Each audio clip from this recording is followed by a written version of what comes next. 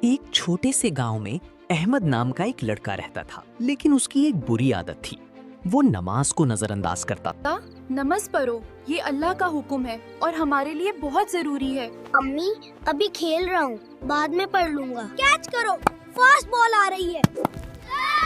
اذان کی آواز آئی، لیکن احمد نے پھر بھی نماز نہ پڑھی اور سیدھا سو گیا۔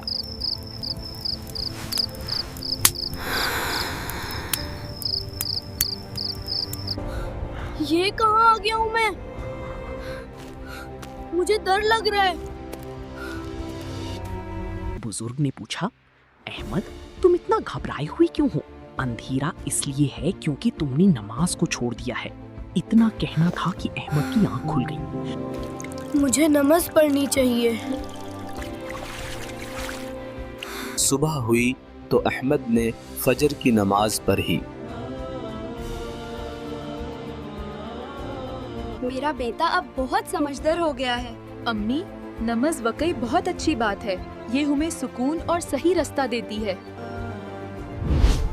نماز ہمیں اللہ کے قریب کرتی ہے، دل کو سکون دیتی ہے اور زندگی میں روشنی لاتی ہے۔